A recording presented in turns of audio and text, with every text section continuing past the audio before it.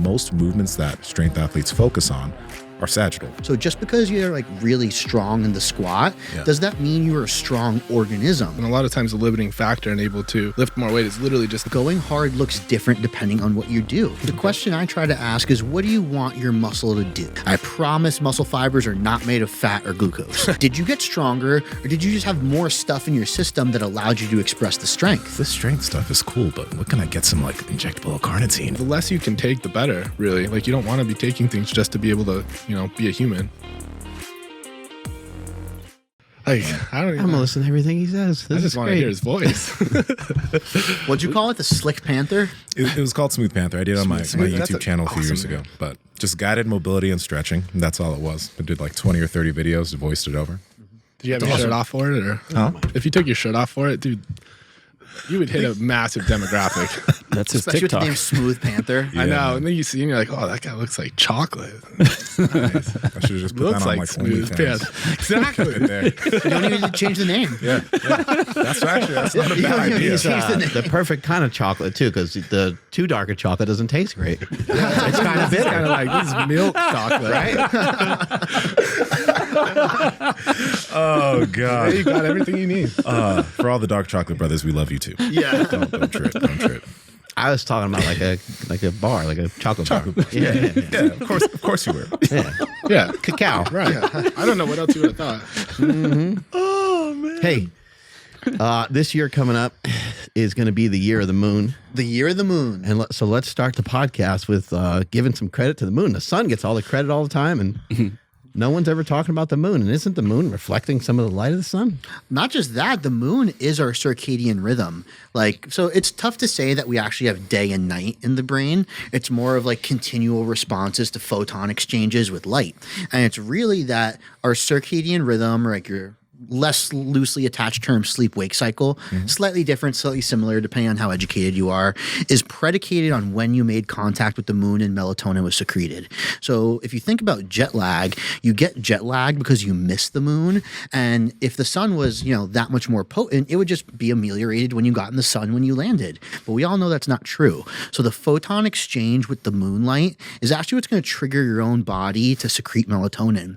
Our pons is the part of the brain that kind of takes notes all day long and decides how much sleep you need total in gross amounts and how long you need to go through these REM cycles. So that's why if you take melatonin, you might pass out right away, wake up at 2 a.m. wide awake, or you might wake up the next morning groggy as shit, because the supplement is overriding your moon photon-based exchange that triggers your pons to be like, all right, this is how much sleep we need, and so on and so forth.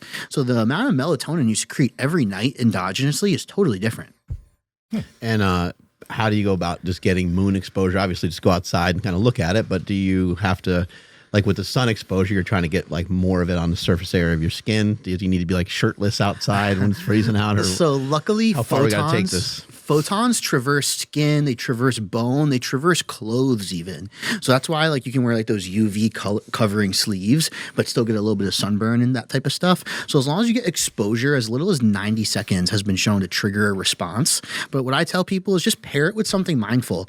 Go out there and meditate, or I call it play the world's smallest violin.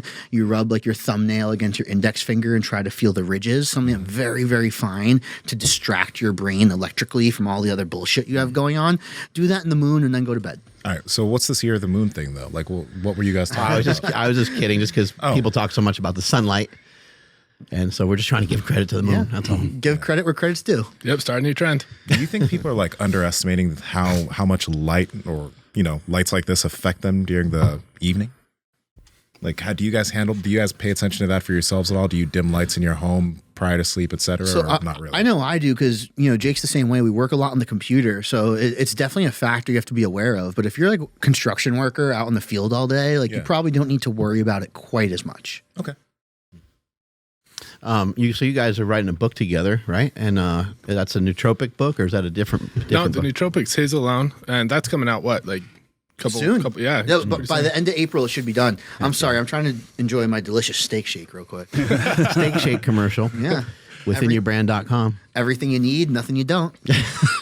You nailed it. You remembered. What's the book about that you guys are working on?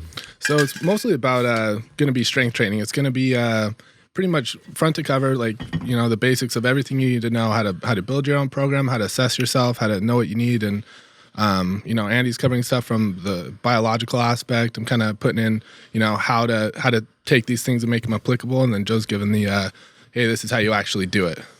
It's got to be tough for you guys to write a book because you guys are looking under every single rock that there is, right? You're leaving no stone unturned, kind of. So how do you delineate like what's going to be in this book? Is this going to be something that's going to be, you know, you're basically just strength training, or you're going to even get into like the ocular stuff, the stuff of the eyeballs, and like how deep in are you going to go on some of this information, you think? No, that's a good question. I think for the most part, we're not trying to go too deep with it. We don't want it to be like a textbook where it's like, okay, I don't know what to do with this now. Like, this blew my mind and I'm just not going to do it, right? Like, we want it to be, you know, anybody can really pick it up. And as long as you're, you know, willing to learn and stick to it, it'll be pretty easily readable.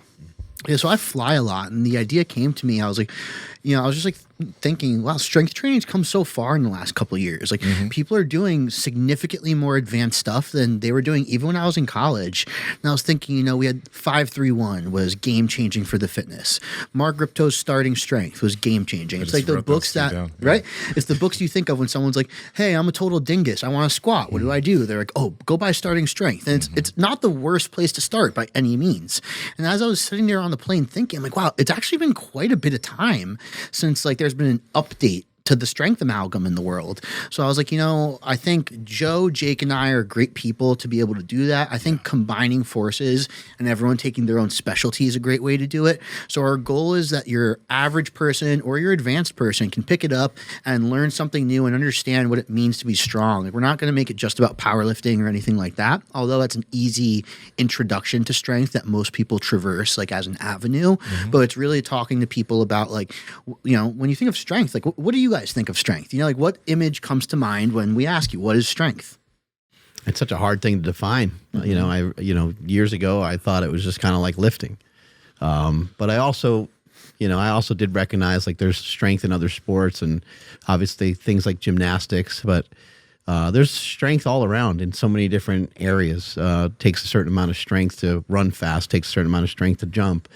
And so I think the old way of thinking, from a strength coach perspective, I think a lot of strength coaches would think, oh, a lot of these guys, they don't have a lot of muscle mass, so we got to stick them in the weight room and we have to have them do all these kind of lifts and things like that. And I think that you're seeing people start to move and shift away from some of that, but leave some of it in because some of it still does have value. Sometimes a person literally just needs to be heavier, needs to be a little bit bigger and literally a little bit stronger. But what does it mean to be stronger? It's a great question because I don't know, like, you know, doing a set of deadlifts or increasing your stiff leg deadlift, is that going to yield more power when you're doing your sprints? Or if you're running back, is that going to help you run someone over better? I don't know. I don't think anyone knows. What about you, Nsima? I mean, when you were talking about it, I'm just thinking of a squat because of our strength, of our gym bias, right? So it's fairly simple for me. I'm just thinking of like things that we generally do in the gym, even though there's a lot more aspects to that. But like, that's what I'm kind of wondering, because when you guys were talking about making the strength book, I wrote down starting strength and 5-3-1 because those are the classics. 5-3-1 was the first strength program I did when I was like 20 years old, right? So what I'm curious about is like, what are you guys going to be tackling differently from what like a lot of these older programs have done? So I think we're going to open the fields to like the question I just asked, what is strength? If you think about starting strength in 5-3-1, they're approaching the book already with that definition created, thinking strength is more pounds on the bar. So the way we're writing is we're each taking like our own perspective. I'm going to write the intro to the book and the first couple chapters talking about strength from my perspective is a neurological phenomenon. You know, I'm going to make a nerd joke here. Strength is just electricity going into your neuromuscular junction. Duh. You know? So it's like, I'm going to, yeah, you get it. So like, I'm going to write it from that perspective. Like, what is strength under the hood? And then Jake is going to talk about like what he's going to write about from his perspective. And then Joe's going to come in to finish the book talking about the manifestation of strength, maybe on the platform or in real life. Like, what does it mean to just grab a barbell? Because if you think about it from whether it's the training, the mind, or the actual brain and spinal cord, the definition changes a little bit. Strength is maybe an ability to recruit motor units, right? Something along that. And how quickly you can do it. Right. Yeah, how explosively you can move a certain weight. I always found it interesting. I always felt like there was a gap or a hole between the guys on the field that were really strong and the guys in the weight room that were really strong. And every once in a while, you'd see some good crossover. Every once in a while, you'd see a guy that had, good technique on the field, good strength on the field, and he worked out hard. And usually that was the guy that killed everybody. Yeah.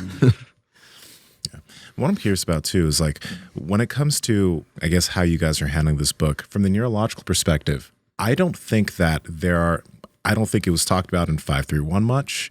Starting strength, maybe a little bit, but what are some things that you notice that a lot of people don't pay attention to? Because I don't hear many people talk about it from that perspective. So I think the thing that people don't pay attention to is like, think about it this way. I take pre-workout and I lifted more weight. Why? What the hell happened? Like drinking a coffee isn't a strength performance enhancing drug. It's not on any banned lists, but yet we know caffeine does have performance enhancement abilities in the right scenario, whether it's, aerobic running or lifting. What is happening that's making you do this? So like Jake's portion is about like the training aspect and tackling stuff in the gym that makes you stronger. And then when we think about what that perspective was taken in 531 starting strength, it's all just barbell work. Yeah. But I think Jake's going to do a great job of explaining why it goes beyond that and how maybe if you're looking for transfer on your deadlift, you're better off choosing like a lateral hop than the stiff leg deadlift to make it stronger. Doesn't mean the stiff leg deadlift's not great to build up your hamstrings and to maybe continue to improve that pattern. But if we want to put weight on the bar, I'll take a lateral hop or a certain type of broad jump any day over the stiff leg deadlift for deadlifting PRs. And that's what Jake's portion is entirely about. Do you want to explain that lateral hop bit actually? Because that's not something that, I don't know, I haven't heard that mentioned before. No, absolutely. I think, I'm guessing you're kind of approaching it from this way, anything with jumps really. A lot of the times we can do jumps and we're very, very safe. We can produce a lot of force and feel safe in that aspect. And a lot of times the limiting factor and able to lift more weight is literally just not feeling safe or having this like limbic system. Like I get the green light from my brain to be able to hydrolyze, enough ATP at once, right? But if you can do that, in a different setting, you can train this ability to contract harder and faster. And one thing that, like a theme that we've been having the past few years now is we've been having a lot of people come onto the podcast that have been talking about things outside of sagittal plane movements and barbells, like David Weck and the Goda dudes and all that type of, all those individuals. And a big thing that they've been helping us understand is doing a lot of maybe rotational work and work in different planes. I'm curious, in the book, do you attack that also from a strength perspective? Because like you notice that most movements that strength athletes focus on are sagittal, same direction, same movement pattern, and they seem to have weaknesses in other areas. So how are we tackling that in the book? Yeah, I'm curious if you guys do. Yeah, I think that would probably fall into Joe's unless you're talking about that a little bit as well. Well, I think the reason rotational work can make you stronger is everyone talks about bracing your trunk, right? When you're squatting, we need to brace. And if you look at an anatomy skeleton and you see your ribs and diaphragm get into this brace-like position, it's not sagittal. Your ribs, so when we do the rib tack, what we talked about, we're going infra, rostral, and caudal. These are the anatomical terms for down, in, and back. So the ribs go down, in, back towards the belly button, almost how like the trough of a wave hits the beach. If you were to imagine a wave in your head hitting the beach in 3D, it's not just going this way. It's going this way, down, and then in at the very last second. So when you think about this in 3D, it's actually quite rotational. It's frontal plane. So bracing your trunk is a frontal plane accessory skill that is needed for sagittal plane competency. And that's not a coincidence why everyone's like, you suck at bracing, you suck at bracing, you suck at bracing, you need to learn it. And people are like, oh, I can't figure it out. It's because you're in a sagittal position trying to learn a frontal plane skill you don't have. And that's that direct correlation I was saying about the lateral hops with Jake and stuff. It's like the reason is not just the force production. It's not just this and that. It's you're actually able to continually progress a skill that will literally have direct transfer to squatting more weight on your back. Joe's broken 4 world records in a row with Jake, and you'll see Joe very competent doing frontal plane throws. It's not a coincidence. Yeah. So you guys want people to be able to express their strength in many different areas. Yeah, I saw you guys doing a lot of throws today. Yeah, absolutely. I think that's kind of the purpose of the book is like, what is the limiting factor of your strength and like how can we express it, right? And those limiting factors from person to person are going to be different, and being able to assess what that is and then correctly apply it is really the goal. Go ahead. It's just lining stuff up. So, Mark, you were an excellent squatter, and like there's a different eccentric speed that's optimal for a 1,000-pound squat versus 750, and everyone just attributes that to like it's part of it. You got to mess it, like can't mess it up, or you're going to lose the lift. But if you really think about what's happening, that slower eccentric with 1,000 is actually priming your hip musculature differently than doing a banded safety bar high box squat. They both have value, but they're different. And when we talk about strength, I think what needs to be encompassed in the definition is multivariable environments. If you tell me you're only strong with your rectus abdominis doing the six-pack crunch-like motion, I can't use the adjective strong for your core. You know, you're missing 80% of it. So I can't use that adjective anymore. And I think the ultimate plight of the book is to get people not just to look at strength differently, but use the word differently. So just because you're like really strong in the squat, does that mean you're a strong organism? How much creatine can you store in your body and liberate and use to squeeze really hard? You know, that's a part of strength. If you can only do 90% of your max for one set of one, I struggle, in my opinion, to use the adjective strong for you. Power Project family, quality sleep can make everything with your health and fitness easier, which is why we've partnered with Hostage Tape. Now, we've been talking about mouth tape for years and nasal breathing for years. But one of the problems that we've had with tape is we all like to rock facial hair, and a lot of the mouth tapes we would use would fall off of our face at night. Hostage Tape doesn't fall off your face if you have a beard or if you're not a man and you don't. I'm joking. You don't need a beard, right? But either way, Hostage Tape makes sense. It'll stick to your face when you're asleep. You'll have better quality sleep because you're breathing through your nose all night long. It is a no-brainer. And if you head to hostagetape.com/powerproject, you'll be able to get the Power Project annual deal, which is a year's supply of Hostage Tape for 55 cents a day. You'll be saving $150 on the typical yearly deal. You're going to get 2 free tins and a blindfold. It's a no-brainer. So head there right now and get yourself some Hostage Tape. Links in the description along with the podcast show notes. Shut your fucking mouth when you sleep. Enjoy the show. Where do you guys end up kind of landing when it comes to like range of motion stuff? Are you big on like seeing full range of motion expressions, or are you guys somewhere in the middle? I think that comes with competency, and I think Jake will talk about that a little bit, the programming aspect, because we do a lot of 1.5 rep work, 0 acceleration work, rhythmic work, and that's part of the skill of being strong. If you can't use your squat motor pattern at different eccentric concentric speeds with different weights, with different accommodating resistances, maybe different types of squats, then again, you're struggling to do something very inherently important to being strong in squat in the first place. How do you guys think someone that's listening can, just get a couple tips on getting stronger? They got to the gym, they kind of know how to lift, they've been kind of poking around for maybe a little bit, but they want to start to kind of sink their teeth into some strength training. Just literally start participating and figuring out like, hey, what am I good at? What are my skills? And where am I lacking, right? Like if you are, let's say you go to the gym and you end up really enjoying some squats, right? But it's like, it takes you 8 minutes to recover between, a set of 3 and your heart rate's super elevated and you can't even control your respirations after. It's like, hey, maybe let's, work on that a little bit, right? But being able to just, hey, what's the next step forward? Like, do I have any of these things that are really limiting me, right? Like, is it difficult for me to just, grab something off the floor? Is it difficult for me to like rotate? It's like, those factors kind of start playing in once you've been in the gym long enough. Now, do you guys go into the lifestyle stuff in the book too? Because, on your podcast and then on the podcast you did yourself and Joe, we talked about meditation, walks, resting heart rate. Do you go into those things in this book too, or is it more focused on programming, the neurological aspect, and then the practical application? No, there's a little bit, especially in my part, there's a little bit. We're not going to try to, get into a deep dive with it, but there are things like, hey, if you have like, I'm going to build an actual like program out that, for something to follow. And it's like, hey, during this time, this would be a good time to meditate between sets, or at this time, superset it with this to be able to, accomplish this or whatever. So absolutely, we'll kind of get into it, but I don't think we'll probably make a deep dive into it. Gotcha. Back to the building strength, for somebody that is still fairly new, do you guys recommend building like a base of like just some hypertrophy and developing some muscle size before they start attacking like some strength? So meaning like the higher reps before you like, hey, let's see if you can get a set of 10 clean before you go for a 1 rep max. Yeah, I mean, to some extent, it's like you have to have mature enough muscle tissue just to be able to handle your nervous system, right? Like, if you're like if you see a lot of these brand new lifters, you know, they're going to a first meet or whatever, or just doing something heavy and they're shaking, you know, like crazy, and it's like, you know, you really just don't even have the tissue to be able to handle your nervous system yet. So absolutely, I think there's a lot of value in, you know, doing some of that higher rep stuff and just literally, you know, hypertrophy, doing a little bit hypertrophy work just to be able to, you know, move forward.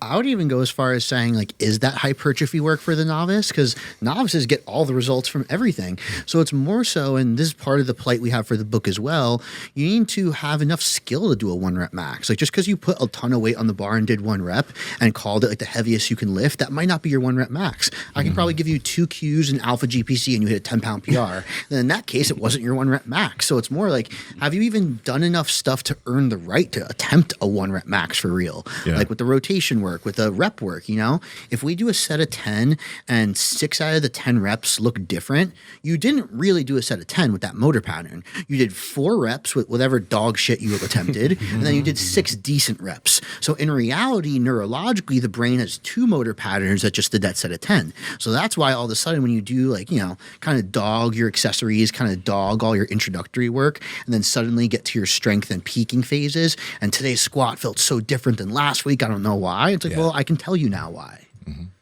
You guys think people need to like push it pretty hard, or if like you're newer, you can kind of just go at it, but not, you don't have to go to failure?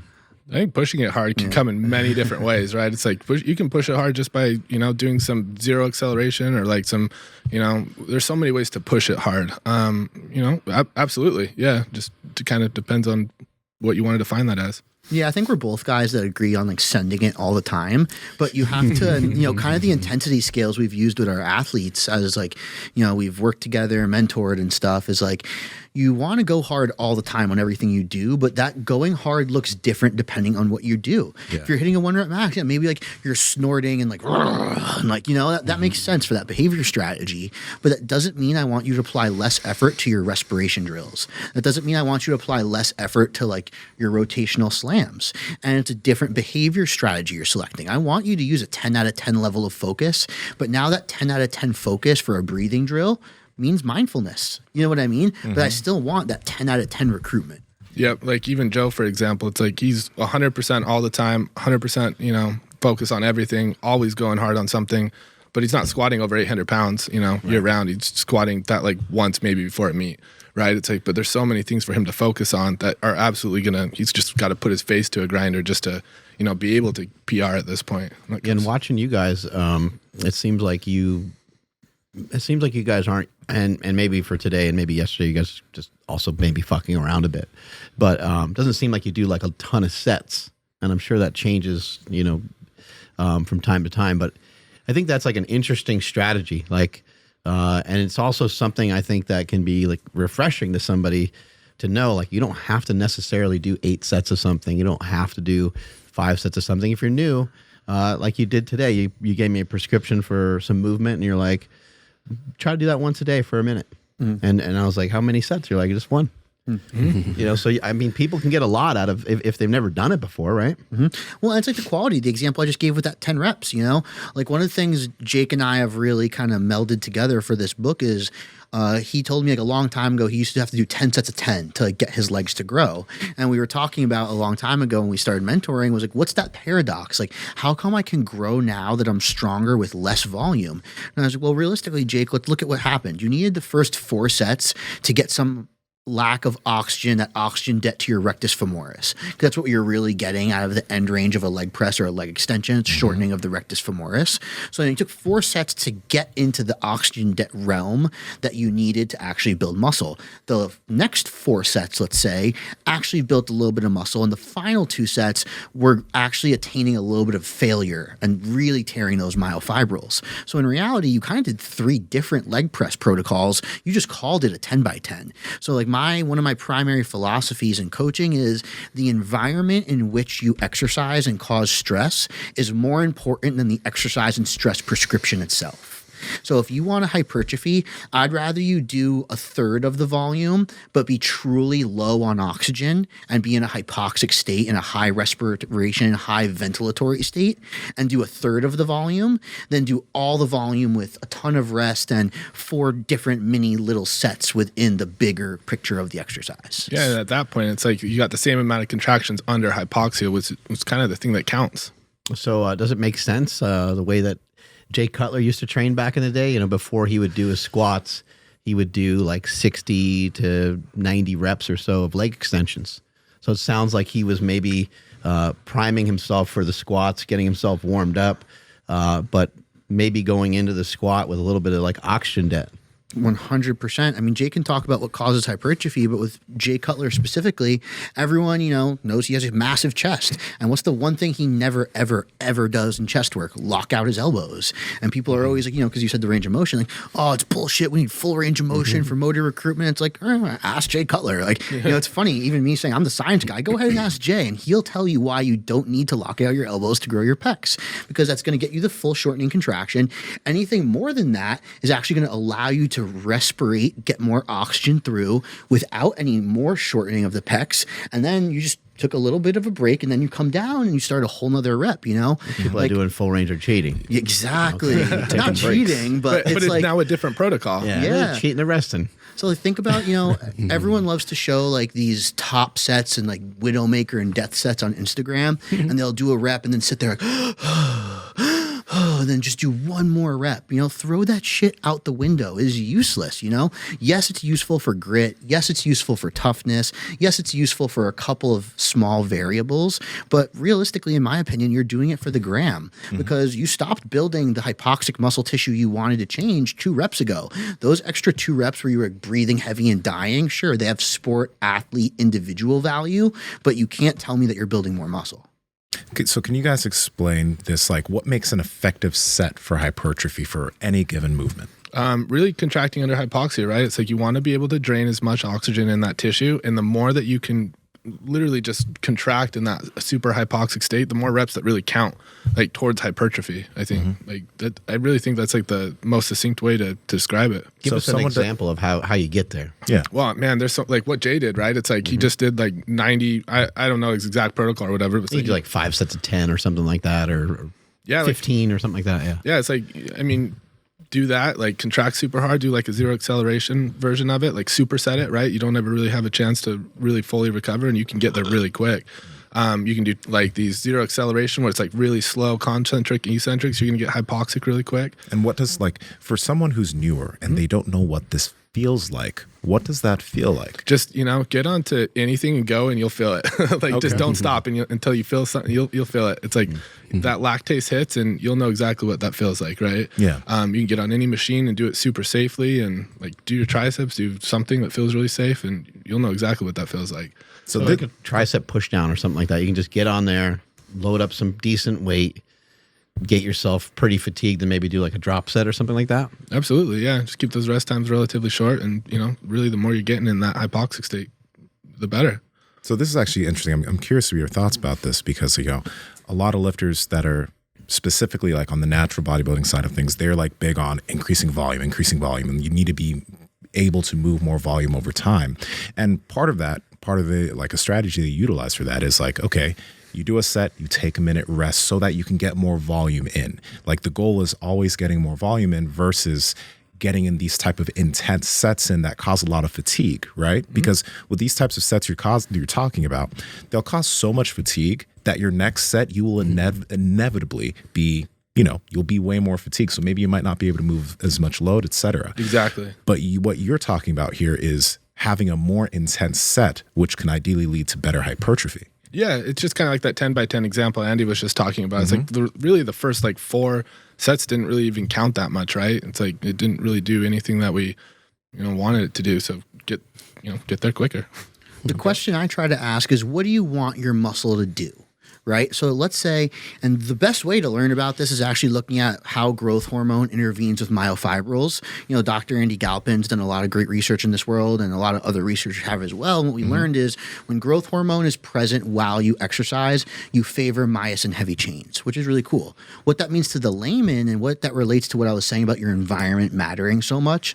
So when you change your myofibril, right, and it comes back bigger, stronger, whatever, it's going to be specifically adapted to what you did. So if you did one set of 100 reps and just did that forever, you're going to have fibers that transmutate or slide the scale slightly towards more aerobic, those type 1 fibers. Yeah. You're going to have different types of vascularization, and you also target deeper muscles. So the depth, it's called tensegrity, how close it is to the surface or not, is also impacted. So let's say you wanted to have the strongest deadlift possible and your hamstrings were weak. We need type 2 superficial fibers of your hamstrings to get strong. That is targeted through plyometric high force movements. So you can get more jacked doing a box jump, but it's a specific type of jacked. You can get more jacked doing one set of 100, but it's a type of jacked. One thing we talked about with your marathon running a lot was transmutation. It was like, Mark, your whole life, you've been this explosive, hard squeezing, rigid guy. You're choosing a sport that is on the exact opposite polar spectrum from the muscle fiber perspective. So we need to intervene with supplements and training types that tell your brain that it's okay to switch to this other side of the spectrum. So along the way, it's funny, you gained actually a couple pounds and got more jacked and leaner. So that's the perfect way to describe what do you want your muscle to do. Mark's able to gain new muscle tissue while training for a friggin' marathon because he's exposed to novel stressors and he's making muscle fibers that previously weren't as active, more active and growing. So even though he's doing something that, the long-term adaptation to marathon running and that style stuff is a decrease in plasma leucine so that you can actually be more efficient on each step, he's actually still hypertrophying, doing the wrong things because it's specifically matched up to what he needs. It makes a lot of sense. What you guys are saying makes a lot of sense in terms of muscle hypertrophy and just different protocols I've seen people do.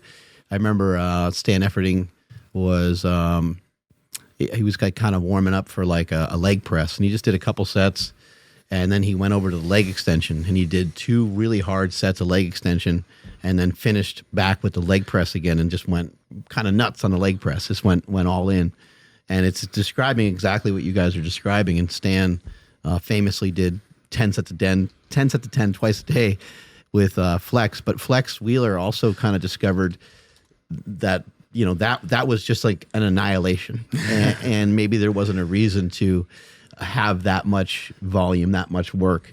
And so that actually came from Flex Wheelers. Flex taught it to Stan, and Stan showed it to me. And it was, it was really, really brutal. Here you see us messing around with some of it. But it just, people's training is going to evolve over time, and they're going to continue to try to find these kind of different ways to be more efficient. And if you don't necessarily need to do 10 sets of 10, and you could get there with great results with 3 sets or 5 sets or 1 set, it sounds to me like you're saving time and getting the results that you want. And not just that, you can pick how you want to train too. People just tend to think there's only one way to train. If I want to be jacked, I have to be as intense as Ben Pollack. And if I'm not, I'm just not going to be that jacked. It's well, realistically, if you told me that you're just kind of a little wuss, and you're I'd rather just do 10 sets of 10 easy with 30 seconds rest. It's okay, we can still get you jacked doing that. And if you're maybe on the Stan Efferding set and you just want to rip your face off, we can also do that. And I think that's one of the cool things that you'll see in Jake's part of the book is that when he talks about periodization, he's going to talk about the individual difference associated with periodization, where someone like maybe Joe, because we've talked about this specifically in the past, we have to be careful with intensity constraints on Joe because he will literally go absolutely bananas and screw himself. So you need to put constraints to manage how you want someone to complete something.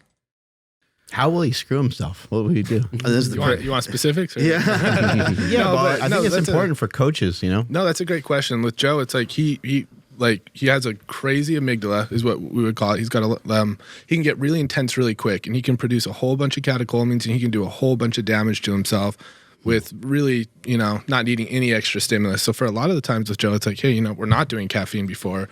workout. We're not going to do things like, any kind of stimulant or whatever. It's like, I literally need you to come in and, meditate between sets, sometimes, because you can just incite so much damage so quickly. I mean, the dude can squat 850 pounds at 220. It's like, if you had him do a 10 by 10 and we gave him some caffeine and was like, hey, I want you to listen to this death metal. It's like, dude, he would kill himself.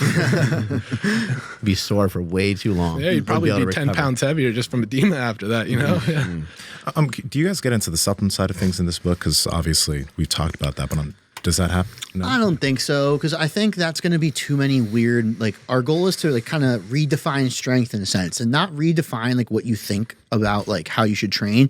I mean redefine the dictionary definition. You don't need to squat 900 pounds to be strong. You could be squat 900 pounds and in fact be weak in some areas. In the same way, yesterday on our podcast I talked about what's the biggest discrepancy between some of the pro athletes. It's some of them can get really friggin' strong with a 30-pound dumbbell split squat. You know what I mean? Maybe there's a little bit of genetics involved. Maybe there's a little bit of extra pro athlete sensory motor stuff, but it's still possible. So I think that's really ultimately our goal. And maybe Joe will talk a little bit about responsibility with supplements and the proper timing and tools, but it's not going to be about supplementation for strength. That might be a version 2 of the book or a whole nother separate thing to it. And one thing I am curious, and I want both of you guys and Mark yourself too, because one thing that we've gone into podcasts with you guys is supplementation and even the PED side of things, because you guys are fairly genius in that sense, and how to use these things effectively to increase performance, muscle mass, strength, all these things. But I think back to myself when I started lifting and I was 13, 14, 15, I got my first gallon of protein from Gold Standard from Costco when I was 16 years old. Yeah. And that shit actually helped me get a lot bigger, a lot quicker, because I was finishing that in maybe 10-day periods, right? Yeah, I was doing 3 servings of that shit a day. And my mom's like, is this the steroid thing? My mom was legit are you sure you should be doing this much? Because it was helping. But my mind, when I started taking that, I was like, this is the shit. This is helping me, right? And you guys are going into strength concepts and stuff in the book, but I think that someone young, knowing and listening to some of the podcasts that we've had with you guys, is going to be well, this strength stuff is cool, but what can I get some injectable L-carnitine and So what are the things that people should be focusing on even more if they're newer, besides the supplements and the extra stuff that you guys understand? Yeah, I think just fuel the system, right? Especially what you're just saying with protein, you literally just started taking whey protein, right?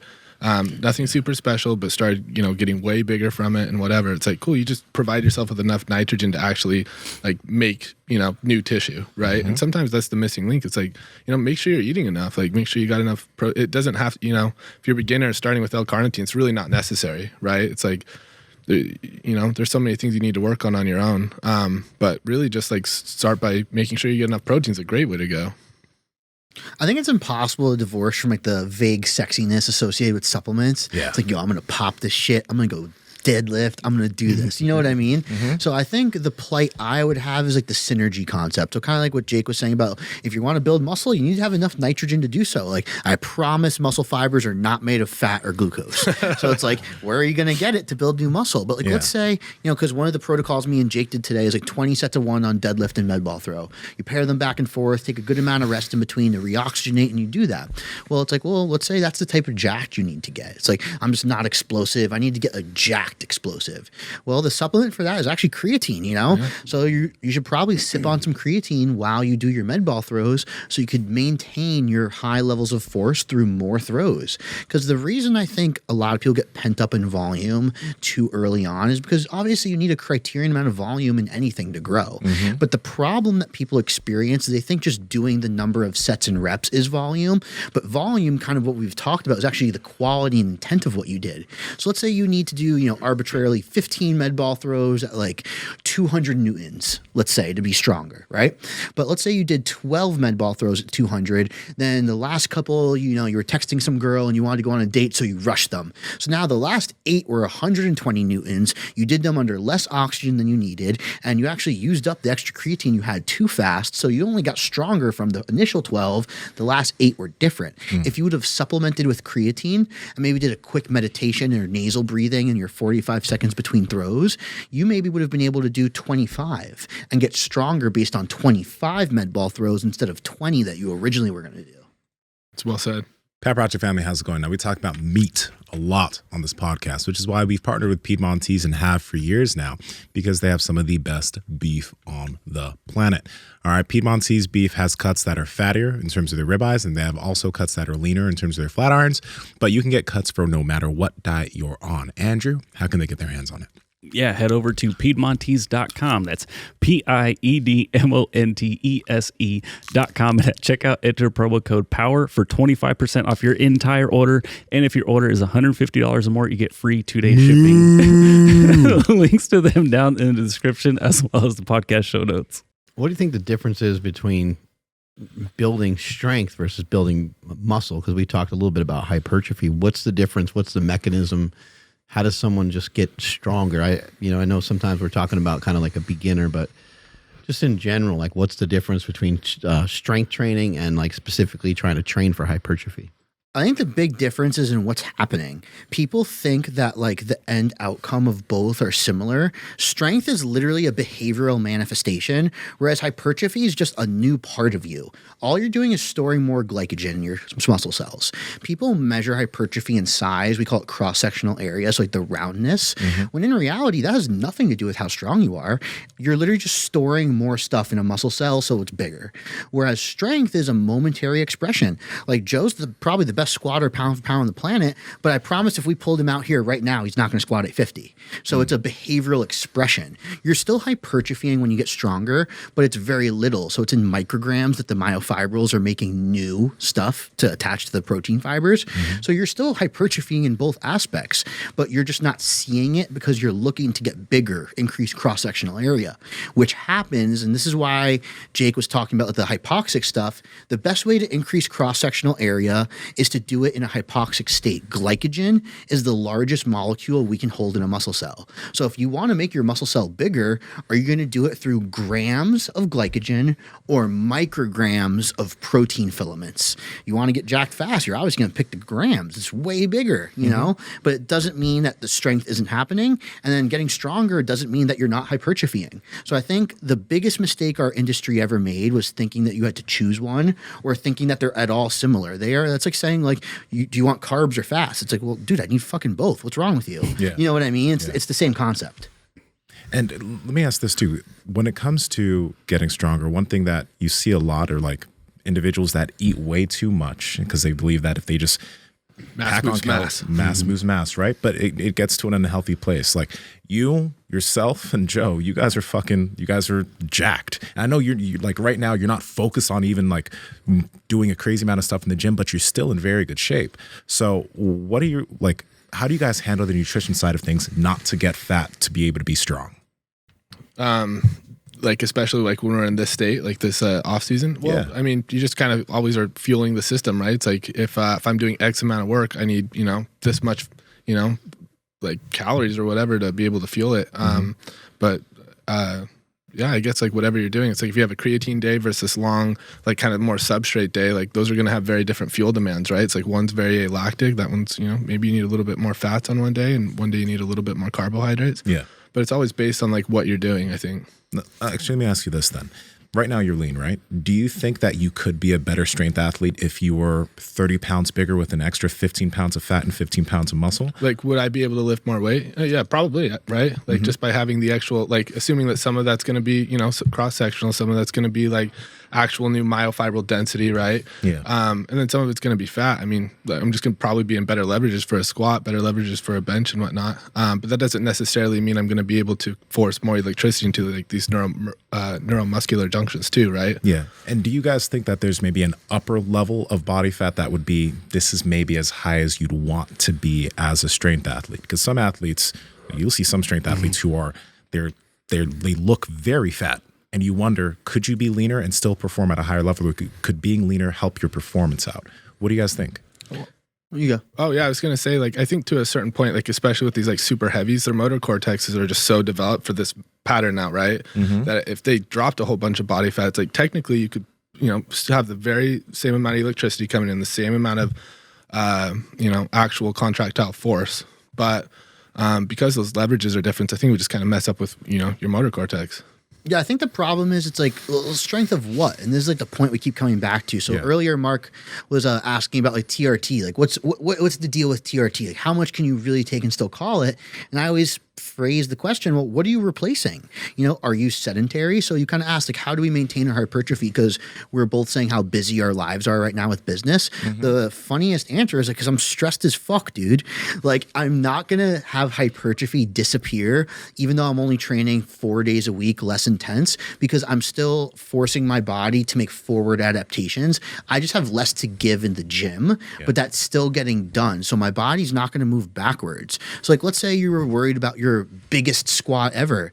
Might be beneficial to have a belly, but if you wanted to be maybe a well-rounded power lifter, that belly is going to inhibit your deadlift. So it's like, well, the strength of what? The hypertrophy of what? What do you want to adapt? So if you told me you wanted to have like the highest med ball throw possible, we can shred body fat off and still get that med ball throw higher. But if you told me that you wanted to squat 850 and you've never squatted it before, maybe that belly comes into play, but you don't need to squat a PR to have a total PR in a powerlifting meet. So that's like really the equation you end up playing. There's also strength goes down too, right? Like, so if you gain a lot of weight, especially if you gain 20 or 30 pounds kind of out of nowhere, pull-ups are going to be harder.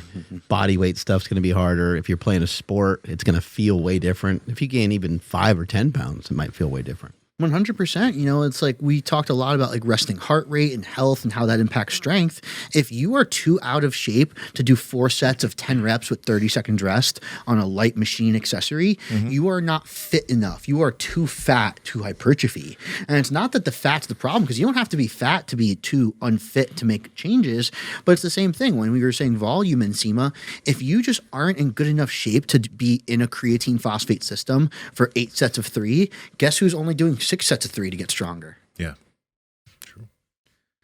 So can a muscle that does gain size be weaker?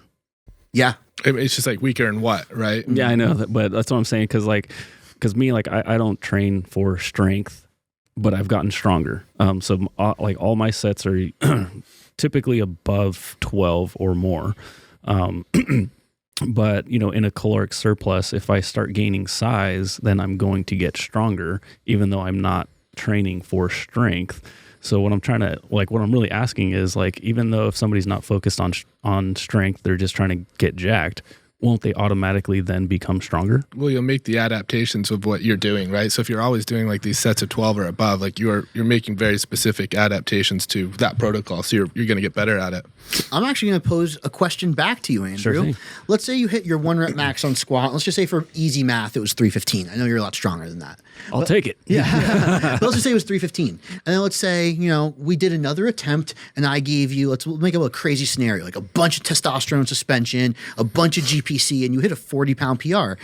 Did you get stronger, or did you just have more stuff in your system that allowed you to express the strength? So it's like, well, when you're in a caloric surplus, the reason you feel stronger is for nothing more. You have more choline and more creatine in your muscles. So you can do it a little more. But does that mean if you starved and then only squatted 275, you got weaker?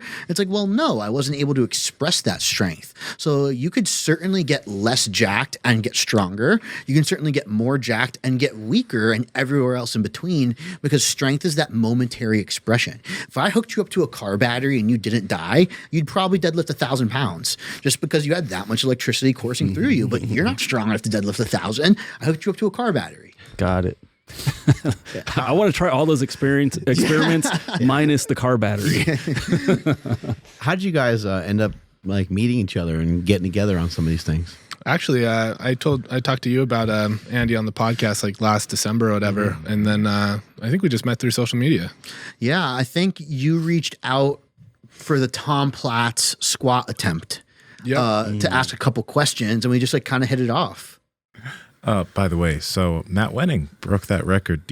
What are your thoughts on his record? Oh, like, well done, you know? Well done. Yeah. Do you think anything of the height? Just curious. No, I think like, you know, it's 525 pounds and he did it for what was it, 25 reps? 25 reps. I mean, regardless, it's a lot of reps. You're going to go after it again? You did 18 reps? Mm-hmm. Yep, I'm absolutely going after it again. Yeah. Oh, it's something that's definitely that will happen. Yeah. Yep, that's one that's what did some of the protocol? That was very nice. What are you talking about? Did you not? What did you think about that winning squat? I thought it was cool. Platts definitely did it deeper. Yeah, but I mean, I couldn't do that. I couldn't do what Winning did. It was absolutely impressive. I mean, I didn't either, right? So it seems like you're trying to get at something. No, me? No. Okay, I'll move on. Might be. What are some of the challenges when you have something like that? Like what the fuck's going on when somebody does a set like that? Like the 525 for the AMRAP thing? Yeah. Mm-hmm. So there's a lot of things you're trying to control. And Andy helped me a ton with this because he helped me understand a lot of limiting factors that were going to be there. We've built so much muscle since this video, not to interrupt you. I think I was long story short, but when we attempted that, I came into Vegas to Joe's house weighing like about 226, 227-ish. And Joe's AC broke. And so it's the middle of June. And so for 3 or 4 nights, we slept in like a 90-degree house. Oh. So when I came in to attempt it, I was actually down to 218. I freaked out to Andy. I'm like, dude, I'm 218. Like everything looks like waves. What am I going to do? So it was pretty cool. I'm really happy about the performance regardless. Like it was awesome. The experience was cool, but there's a lot of things, right? Like one of the things that, that was really hard to manage was you can't get too excited too easy, right? Like with this whole thing, like with what we're talking about with Joe, it's like we can contract really hard. Like, I don't squat even anywhere close to where Joe does, but I still squat 760. And you kind of start to associate the squat as a power lifter as like, I got to be amped. I got to feel like super hyped up.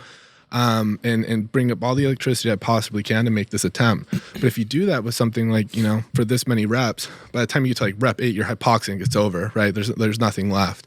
And so it was a very different approach of like, hey, we got to come in and I need you to like, these first couple reps, we just have to almost be like loose. I almost want to be like meditative in these first couple reps. Damn, Joe went out cold. Yeah, dude, it was gnarly. It was brutal. Yeah, I'll never forget that guided meditation I did with Joe. Oh yeah, dude, those things are so helpful. It really set us up for success. I literally came in and I walked into Dragon's Lair, and I think we had maybe 90 minutes before the attempt, and I'm like the floor is waving, and I'm like, oh no, like this is not a good day to attempt this. But Andy gave us some guided meditation, and I like literally came out like, okay, let's do this. Like I felt pretty good. What did that guided meditation look like? You mentioned that. So it's funny, like I said, like meditation, not that we need a new word for it, but it's just not, I'm sorry, I'm still watching this. I think we all are. Yeah. It's just not the right connotation to what you're actually doing. So yes, I had them laying on the floor, breathing a certain way, but what I was really doing was coaching them through a spatial drill where I was like, Jake, we're going to imagine you as a chalk. Look at me down there. That's our guy. I'm that quiet guy that's everywhere somehow. But I was like, Jake, imagine yourself as a chalk outline. Now fill that chalk outline slowly in red from the feet up. Slowly fill your chalk outline like a red meter. Now let that red get more and more intense. Now let that screen in your head this is painful. Fill with red outside of those chalk outlines and see your whole screen fill with an aggressive red. And then finally on your next exhale, clear the screen to white, open your eyes slowly, and allow yourself to be fully immersed in what you're about to do. So in reality, it's a hypnotism. I learned some hypnotism stuff from a consultee I was working with in Poland, who actually is, very, very wealthy in Poland for the hypnotism work he does. And he taught me a lot about it and what you can do with spatial drills to force people's brains to actually function differently. So the guided meditation Joe did was different than Jake's. Jake was a little anxious. He was a little kind of freaked out about his weight. He didn't have a good warm up. So Jake's had to do with overcoming something and actually exciting his amygdala. So his aggression, fear, resistance based center, because the amygdala is kind of two sides of it. We can get to that in a second. But we're forcing him to overcome fear and to keep the same brain area turned on and be aggressive. Whereas with Joe, his was actually calming and dissociative because I knew Joe was going to go up there and like bite the barbell and like do something crazy. So we needed to do the opposite to get them in both the same threshold where Jake had just to come up and Joe had to come down, but there's an optimal behavioral threshold for every task. Like imagine if I came in here like with a heart rate of 160 and I was like, be a bad podcast, right? Whereas if you're going to go do a max deadlift, that's probably the correct behavior strategy to select. Power Project family, your normal shoes are making you weak. This is why I partner with Vivo Barefoot Shoes, because they have a wide toe box, they're flat, and they're flexible. So with every single step you're taking, if you're taking a 10-minute walk outside or when you're working out in the gym, your feet are able to do what they're supposed to do in this shoe. They have tons of options for hiking, running, training in the gym, chilling and relaxing, casual shoes for if you're out on a date. You need to check them out. And Andrew, how can they get it? Yes, that's over at vivobarefoot.com/powerproject, and you guys will receive 15% off your order automatically. Again, vivobarefoot.com/powerproject. Links to them down in the description as well as the podcast show notes. When it comes to food, what does the fuel look like for this? For the 20 rep? Yeah, so morning of we ended up going I think just some MCTs and some protein. We were trying to keep the heart rate really nice and low. So the last thing we wanted is just to incite this massive sympathetic response, right? We don't want to come in and basically blow your load before you're even getting there. So we're intentionally trying to keep that heart rate low. And even the second we got to the gym, it was don't let yourself get amped or fearful of it. Let's do a little bit of meditation, get comfortable with your environment, and let's really try to not get amped up before we're actually even warming up or anything. And then I think probably right after that little meditation, that was the first time we introduced a little bit of carbohydrate, some Slin and data, right? I think it was carbs, Slin, data. Yep. And data we Joe and I talked about on the podcast yesterday about the Tom Platt squat. But and then but yeah, that was kind of it. We didn't really need to load up a ton. But yeah. You didn't need to eat a ton of carbs a couple days out or anything like that. It's just Yeah, I mean, the training wasn't, very intense. So we're kind of just natural. It's not like we didn't have to overfeed for it, right? It wouldn't really have a big purpose.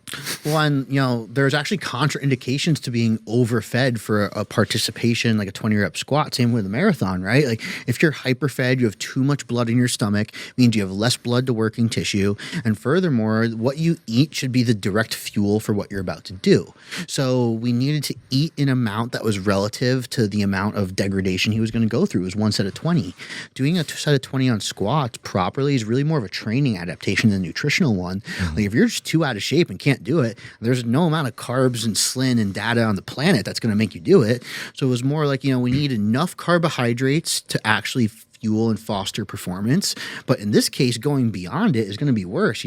Everyone's gone to their first powerlifting meet, eat too many Oreos, and you shit your brains out, and then everything goes terribly from there. There's contraindications to being too high or too low, whether it's nutritionally, behaviorally, or whatever. Mm-hmm. What does some eating strategies look like in your guys' opinion for someone wanting to get big and strong? I like using what I call the bell curve, and I know Jake will answer after, but what I call is the bell curve diet. So the bookends of your day should typically be devoid or lower in carbohydrates, or maybe your carbohydrates only come from fruit to really foster liver changes. People always overlook liver adaptations when it comes to talking about nutritional changes. So if you want to lose fat, you need to be able to have a liver that's low on glycogen and still be able to do work, which is going to trigger norepinephrine. Norepinephrine in your blood helps liberate fatty acids from fat cells via hormone-sensitive lipase and stuff like that. So if let's say you want to lose fat, and we talked about fat inhibition yesterday, right? This is a part of it. If you get to low levels of liver glycogen, your heart rate spikes and you get muscle cramps and all this stuff. Guess who's not getting shredded? So you want to keep your carbohydrates generally around your workout, or a majority of them. Yep, and then you're going to flux, meaning you're going to go in and out with protein and carbs at the key times. So before the gym, it'll probably be higher in the carbs, a little bit lower in the protein. After the gym, I'm a huge fan of hydrolyzed whey. I think it's a little extra special. Then you're going to flux the carbs in. And the carbs then have a two-pronged effect. Not just helping muscles restore, but that's what's going to bring your heart rate down. That's what's going to bring your respiration rate down. Maybe you have one more carb meal, then your low-carb meal before bed. And you end up having these wave-like systems happening again and again and again, causing compounding nutritional adaptation. That's the key to everything. I couldn't have said it better myself. I have nothing to add to that. It's well said. We kind of talked about the two fuel theory yesterday. Just kind of brought it up, and that's kind of what you're doing with those fats too. It's you want to be able to use those fatty acids to change proteins, right? And I think that's can be a really big inhibitor with a lot of athletes. Is they literally cannot beta oxidize fat, right? They can't utilize fat to be able to use it for a lot of different processes. I saw you guys eat a little bit yesterday, and we got the chance to eat together for a little bit after we did all our shows yesterday. What do you usually advise people to eat, and how do you guys normally eat? I think this is Jake's ballpark because he's had tremendous success across all sports fixing nutritional and metabolic issues, because I'm kind of in like the pro athlete world right now. So I'm seeing this stuff way less, honestly. I'm just telling people like, dude, eat some nuts and kefir, just eat like a fucking adult, don't be too stupid, and then we'll approach this again in 2 months. Yeah, no, that's really funny because I can think of so many but yeah, no, it just totally depends on the person, right? Like we were kind of talking about Kiara's prep yesterday, and Kiara's someone that got away with like, a lot of high carbohydrates or carbohydrates. She's literally, on peak week right now. Her carbohydrates are still high, right? Never really had to drop them. We didn't really have to do like a low calorie thing, but we're trying to grow the whole time, right? It's like, and we had a lot of cross-sectional work, which we've kind of discussed a lot. So it's like we were fueling that with glucose. But someone else like Brianni, it's like, we kind of have like a lower carb approach to it. So it totally just depends on like what you're trying to fuel and what kind of training is. I think you always start with the training. And based on what kind of training you're feeding that process, right? Like if you're doing a ton of cross-sectional work like this, a lot of reps under hypoxia, it's going to be paid for by glucose, right? If you're doing like a lot of alactic work or these creatine days that we're doing, those are, being paid for more by fatty acids or like, creatine. So it just kind of depends. Always build the training and the adaptations you want to make from training as an athlete, and then fuel the process. Something like a vertical diet would probably it has good recommendations in terms of types of food to eat and things like that. Yeah, absolutely. Like, if as far as like food quality goes, yeah, I mean, absolutely. Some beef, some, like actually eat real food can go a long way. Like gummy candies and like, what's that? The Fairlife stuff. That's not a real meal. We can't do that all the time, right? But yeah, absolutely. Just some rice, not using those like weird microwavable, like cheesy, garlic rice things, whatever. It's like that's not, You're talking about Jeremy Avila's diet. You're describing it right now. Yeah. And jelly beans, right? No, it's like there are times where it's like, you could absolutely make sense to throw a little bit of like maybe some gummy candy and like post workout just to get a little bit of mastication in and actually inciting hunger, right? But for the most part, like sticking to things like a vertical diet's really nice. Like let's get rice, potatoes, actually meat, Absolutely.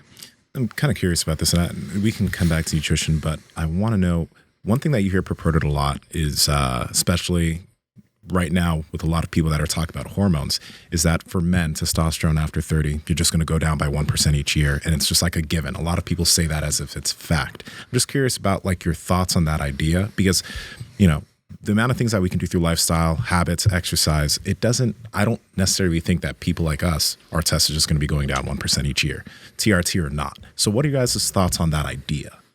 Like testosterone metabolizes like anything, right? So obviously your testosterone is going to slowly go down as you go, but it's totally based on lifestyle. Kind of like what Andy was getting at already. It's like, testosterone is this thing that metabolizes and does things in your body. So, it's absolutely can be necessary, and sometimes like, adding in a little bit of extra testosterone here and there, but there's just so many ways to go to that, but just kind of throwing in a blank statement of 1% every year is kind of funny. Well, testosterone's allostatic, not homeostatic. Homeostasis is the 7 factors that will kill you if they get messed up. Oxygen, pH, glucose, sodium, calcium, stuff like that. Testosterone's allostatic, meaning in nature, it's going to have a defended value dependent on what you're dealing with. So during the Great Depression, testosterone levels were high because protein was low, stress and vigilance were high, safety was low, and because you were eating so little, you still need to subsidize life because of the world around you. Yeah. So testosterone levels went up to increase protein synthesis efficiency so that you could have like 1 shred of beef a day and still survive.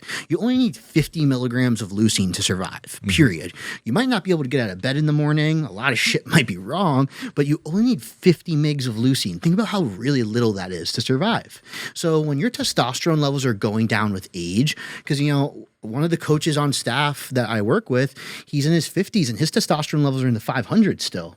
And it's because of the lifestyle he lives. He pushes himself really hard, does difficult things all the time, and eats properly. So I think it's more so seeing that lifestyle degrades after 30 and effort in pushing yourself degrades after 30. Caring about your nourishment and minerals degrades after 30.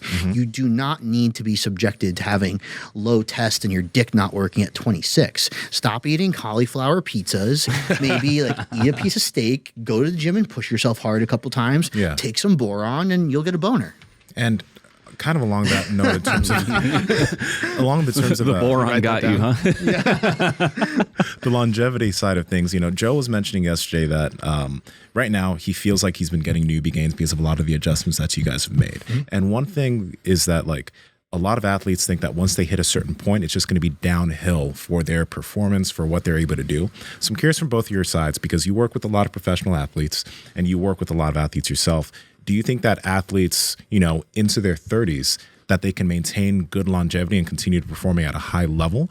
Because like when you see someone like LeBron, he's one of the highest performers in the league, and obviously he has hella money and great trainers, but he's still at this peak level of athleticism. So what do you guys think about what generally people put forward as far as athletic and longevity? Do we have longer than we usually think we do? For sure. I mean, it's funny because we have the perfect dual, like, polar perspectives.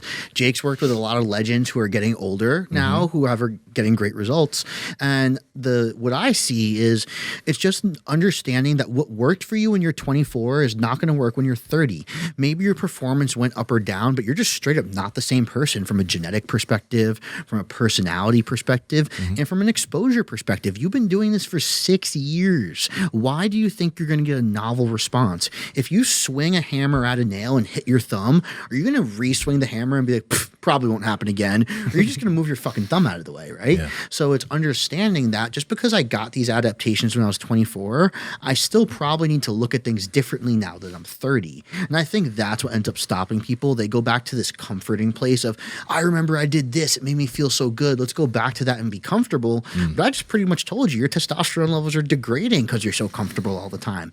Instead of driving to the supermarket and just getting a bag of Doritos and calling that dinner, why don't you just walk to the gas station and get beef jerky? They both cost you 99 cents. The latter is actually going to be decent for you, even though it's 99-cent beef jerky, and the comfort you saved by driving to the supermarket to get Doritos is more detrimental than the actual Doritos. Gotcha. Absolutely. Yeah. I think that's really well said. It's like, I think Joe's a really good example of it just because, we all know him, but as he's trained and got stronger, like the same protocols he was doing when he was, 22, 23 and first getting really strong, those are absolutely not the things that, he needs now. Like we don't need to do near the amount of volume. Like he's so efficient at it that, things change. But like as you literally become a different person, you have new epigenetics, you have, you have these brain and spine adaptations. You've gone through all these cycles of LTP and whatnot. It's like, approaching it the same you did back then makes no sense. It's a completely different protocol than it was back then. What are some things that are like just really offbeat that make a difference in strength or even your body that you guys didn't think mattered? I think it's hard to not say the meditation visualization stuff. I know you even had such great success with it, Mark, but sometimes you bring it up to people and they're like, that can't work. Yeah. It's like, well, did you try it? Like it works. Like the research proves it. All the people who've done it prove it. But people still need this hump to get over of understanding, how does my brain actually make me do something better? And I think that's what deserves all the credit here. If you're doing 5 sets of 1 on a squat and you want the last one to be perfect, you're better off visualizing it, doing a spatial drill, incorporating your 5 senses, than playing your favorite song and like pounding on your chest and taking ammonia. Sure, that might get you cranked up and might get you really tight, but if you're already good at that, the returns are diminishing. Absolutely. The meditation's a huge one. It's such a low-hanging fruit that I think people kind of disregard pretty often. It's like, I get so many questions like, what can I take to accomplish this, right? Yeah. It's like, hey, I have, knee pain or back pain. Is there something I can take that is good for my joints or whatever? And it's like, have you tried doing some meditation? And a lot of times it's like, no, but what can I take? Right. And it's like, dude, try putting on some toe spacers, like doing some meditation goes a long way. It's something like, the less you can take, the better, really. Like, you don't want to be taking things just to be able to, be a human. What about some of the eyeball stuff you were? That's cool stuff. It's funny. I actually remember a story. Someone reached out to me recently. They're like, Andy, I need help lowering blood pressure. I'm like, simple. Do some vision drills, do some breathing, and like you'll be good. And the response was like, Andy, I'm here for the real science. I was like, oh, oxygen's not real enough science for you, But the vision drills kind of correlate with the meditation in a big way as far as the biological response to meditation. Our eyes are a huge focal point, no pun intended, for taking in information. So if you just have like dial up, instead of like really good internet, guess who's not going to be able to use, like whatever it is, Pornhub, your email, like whatever you want to use, it's just not going to work as well. True. Think about your eyeballs as the same thing. You have peripheral eye muscles that are tonic, that are lacking blood flow due to supraoccipital and supratrochlear nerves not having proper lymphatic drainage and function. Guess who's going to perceive squat as vigilant? Guess who's now going to be unable to feel safe enough with a bar on your back? Because it's an exposed position. Think about it. You have a bar on your back. Your organs are like up out here. You're pushing into a belt. Your back's arched, and now you're squatting downwards. It's quite a vulnerable position. Like, you could beat the shit out of anybody if they're in the bottom of a squat. It doesn't matter how weak you are and how strong they are. So you need to allow your eyes to be in a position where peripherally they're relaxed enough to be, exposed through the squat pattern, but then focally in front of you, you have a centerpiece, wherever it may be, that isn't moving. So you have the same reference for your feet and hips and ribs as you descend through the squat. If you start squatting and your head starts moving, you start looking at a different point, that's giving your brain different information about the floor, about where you are relative to the floor, about where your center of gravity is. And all of a sudden we see people talking about bracing and head position, right? But they're, in my opinion, viewing it through the wrong lens. Bracing and head position is a product of respiration and eyeballs, not a product of you just going, you know what I mean? It's not going to work. You looked exactly like me right there. I'm kind of offended right now. And Jake, you've mentioned the toe spacer thing so many times now. And Andy, we talked about the feet and stuff yesterday, but like, what are the basics and the low hanging fruit of what you think people should be just trying to do for better foot health? Because that's something that I don't think that most people really pay attention to. That's actually probably more of his thing. He is the vision guy. I think people just don't understand that, like, the reason you don't feel your hamstrings on deadlift or squat is because of your feet. It's not because you don't know how to squat. Like, your muscles are purposely stupid. If they were like smart and made their own decisions, you can give me that argument. The reason you can't recruit your hamstrings on squat is because of your rib pelvis association in your feet. We talked about the feet being the neurological ceiling for motor unit recruitment of your hips and stuff. So if you're descending through the squat and you're not able to grip the floor and create an arch, you're not going to have adductors and hamstrings turn on the inside medial border, which are the primary hip extensors when you're above parallel in a squat. So all of a sudden, when you see people missing squats 1 inch out of the hole and they're like, oh, I'm doing all these GHRs, it's not working. It's because it's not your hamstrings, it's your feet. Gotcha. Yeah, some of the drills you had me doing today where I was kind of like mimicking, I guess, swinging like a golf club, and I had like a 2.5 pound plate or something, and I was looking at the ground with my head stationary but my ribs moving, and then you had me do it where I focused in on the plate and had my whole body moving with the plate. That was really made it such a drastic change, even just that small like a little drill. And then also you did some of the kind of pressure point stuff. I don't know what you call it, but you did some like release therapy of the eyes. Yeah. Where have you like learned some of this stuff, and what kind of impact have you seen it make on people? Andrew, by the way, how much time we got? 15 minutes. Love it. So just this will determine how much I go into this, and because Jake will talk about it too. Like, Jake's squat and deadlift have gotten like better with less training because of these things, and even back health and all that stuff. But I also want to add, it seems to have had more impact on, at least from what I've seen, you working on me, and I think you did some stuff on Nsima and you did some stuff on Graham. It seemed to be more painful for to individuals that can't see quite as well. Yeah, for sure. But I was originally exposed to the concept through the Postural Restoration Institute. So Dr. Pat Davidson, Bill Hartman, and a couple of these guys, Dr. Pat Davidson was a teacher of mine in school, are the people that exposed me to the PRI, the Postural Restoration Institute. And they've actually were back in the day. I mean, it's funny. People are talking about ribs and all this stuff now. They've been talking about this stuff since 2010. And I think that's why I'm luckily a little bit ahead of the 8 ball when it comes to this stuff. But they were using glasses to realign people's posture and improve their squat and stuff. So that's where I was originally exposed to it. And then I was telling you guys in the gym, or maybe it was just Mark, or maybe I made this up in my head and never said it out loud. But I would just start looking around the gym with this new set of eyes. Again, no pun intended. And looking at like, what are the worst squatters in the gym doing with their eyes? And suddenly you see that they're the ones that unrack the bar and start looking around. And as they squat down, their head moves and so do their eyes. And then I realized, I'm like, it's not a coincidence you can't hit depth. And it's not a coincidence that the mobility drills you're doing aren't improving your depth, because it's not a mobility problem. It's literally a vestibular eye issue. Yeah, I felt a lot in my hamstrings when you were having me do that drill where I was changing where my focal point was. Yeah. And I would kind of teeter-totter back and forth between having balance and not having balance. So think about it like a field sport, whether it's hockey or, soccer or football. These people, when they make juke and cut moves, they're not consciously deciding, I'm going to make this triangular angle and go this way. And they're not like flexing the muscle to do so. They're not turning their glutes on and flexing their glutes before they go into it. It's actually reciprocal based on their eyes. So it's like if you're looking this way, and it's funny, if you can do this test in the car.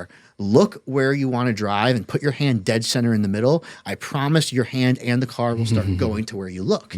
It's just the nature of the beast, There's a trick in golf, like try to hit the ball without looking at it. It's literally impossible, I've seen pros make a little dribbler hit over this. It's just inherently tied. You can't divorce from it. So when we really start talking about things like this, it's like, well, how can I set up my feet and my eyes to give me the best opportunity to participate in exercise?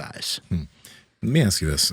As far as because you did quite a few things on my eyes and around my face, but one thing is when you had me look all the way to the side in a comfortable amount, I was like, I don't do that every day. Like I don't take my eyes through that range of motion all the time. And I'm thinking something as simple as just taking my eyes through those extreme ranges might be beneficial. Is that something that would actually make a difference? Totally, that simple thing? Especially in grappling, like Jake can talk about his single leg balance and some of the drills we did and how it literally impacted performance positively. I remember the first time he did some of these drills, he was off and his foot got funky.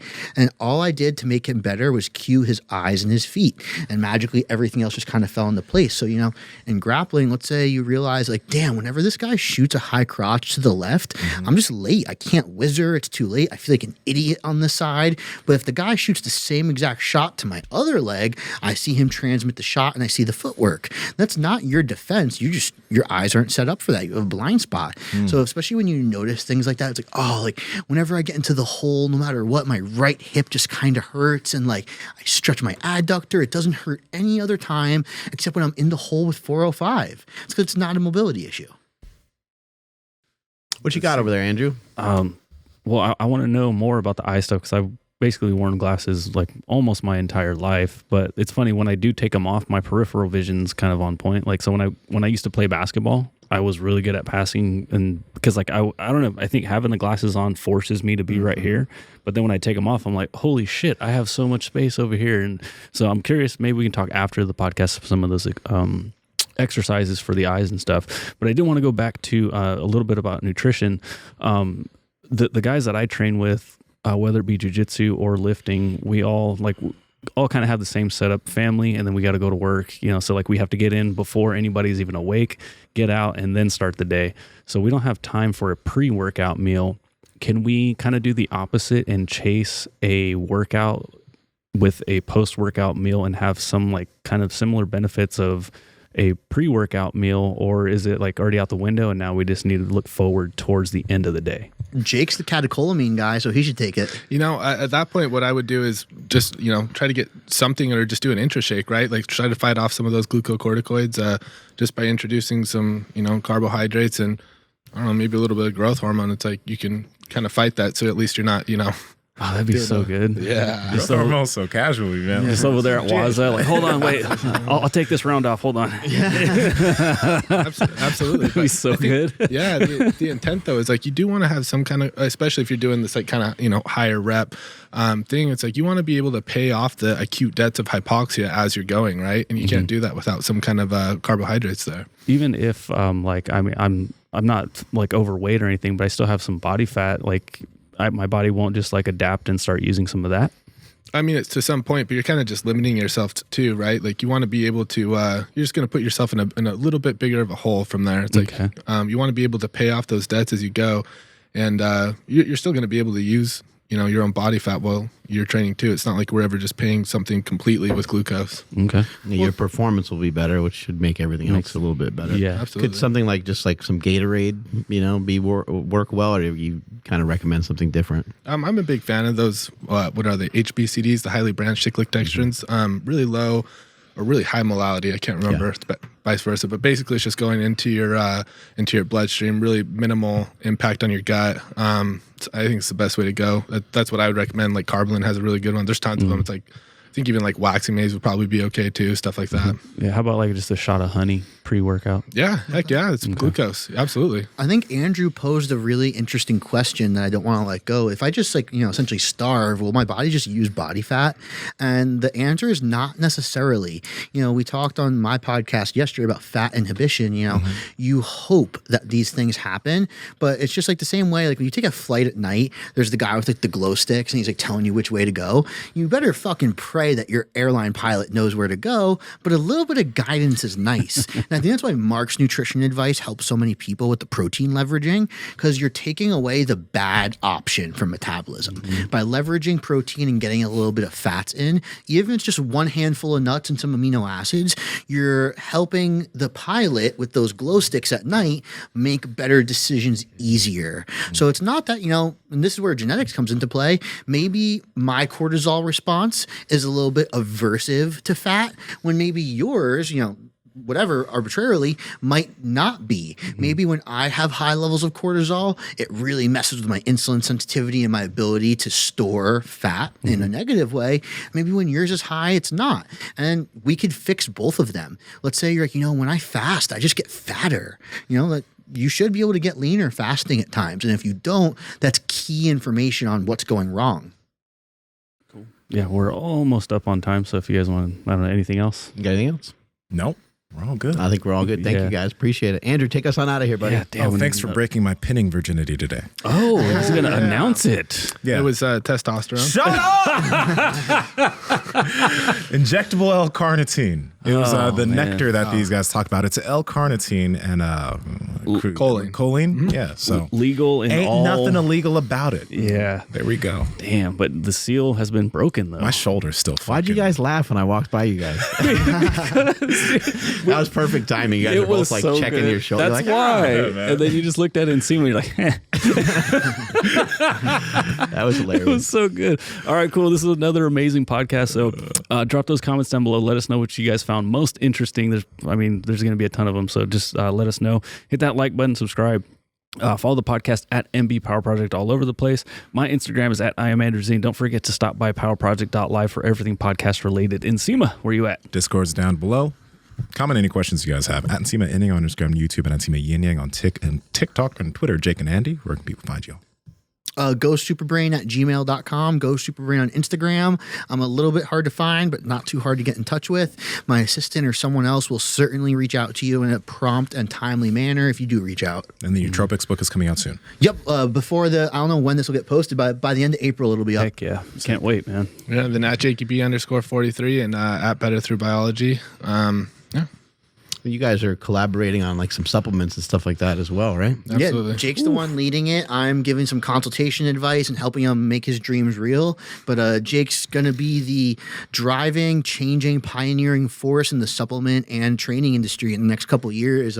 You might be sleeping on him now, but you want to open up your eyes. Jake's doing some unprecedented things with bodybuilding and powerlifters, and they're big names that are already really good, and Jake's making them better. It's a pretty cool thing. Fuck yeah. Big praise. Thank you. Heck yeah. I'm at Mark Smelly Bell. Strength is never weakness. Weakness never strength. Catch you guys later.